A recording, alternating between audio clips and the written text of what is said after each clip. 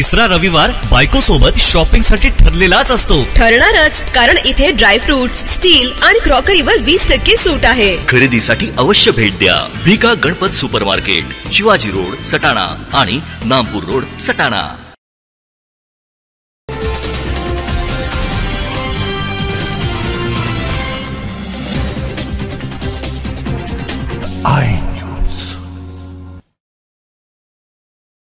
Gandhi peace foundation नेपाळच्या वतीने सटाणा येथील विविध क्षेत्रात समाज कार्य करणाऱ्या गौरव नितीन चंद्रात्रे यांना मानद डॉक्टरेट पदवी बहाल करण्यात आली.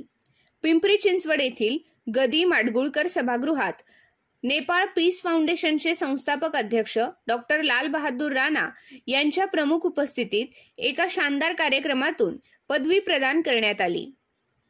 गौरव चंद्रात्रे हे सटाणा न्यायालयातील ख्यातनाम विधितज्ञ ॲडव्होकेट नितीन चंद्रात्रे यांचे पुत्र असून त्यांच्या मार्गदर्शनाखाली गौरव काम करीत आहेत.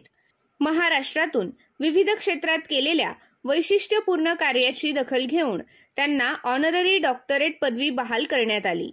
पीस फाउंडेशन या संस्थेने त्यांना मानद डॉक्टरेट पदवी पिंपरी चिंचवड येथील गदी माडगुळकर सभागृहात संस्थेचे संस्थापक अध्यक्ष डॉक्टर लाल बहादूर राणा यांच्या प्रमुख उपस्थितीत प्रदान केली.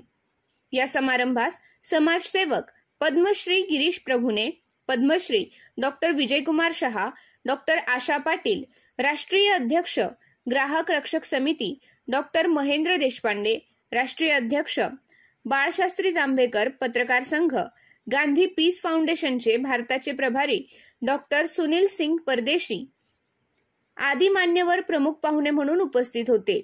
या कार्यक्रमात गांधी पीस फाउंडेशन नेपाळ यांच्या वतीने अतिशय मानाचा व प्रतिष्ठेचा असलेला गांधी पीस नोबल पुरस्कार बाळशास्त्री जांभेकर पत्रकार संघाचे राष्ट्रीय अध्यक्ष डॉक्टर महेंद्र देशपांडे व ग्राहक रक्षक समितीच्या राष्ट्रीय अध्यक्षा डॉक्टर आशाताई पाटील यांना पद्मश्री विजयकुमार शहा यांच्या हस्ते प्रदान करण्यात आला. प्रास्ताविक डॉक्टर सुनील सिंग परदेशी यांनी केले. गांधी पीस फाउंडेशन नेपाळ आणि कर्तव्यदक्ष फाउंडेशन पुणे यांच्या संयुक्त विद्यमाने या कार्यक्रमाचे आयोजन करण्यात आले होते. यावेळी आयोजक डॉक्टर वीरेंद्र सिंग टिळे, डॉक्टर राजेंद्र आहेर यांनी उपस्थितांचे आभार मानले. कार्यक्रमाचे सूत्रसंचालन प्रमोद कुलकर्णी यांनी केले. डॉक्टरेट पदवी मिळाल्याबद्दल सामाजिक, आध्यात्मिक, सांस्कृतिक, शैक्षणिक, क्रीडा, उद्योग व राजकीय क्षेत्रातील मान्यवरांकडून चंद्रात्रे यांचे कौतुक करण्यात येत आहे.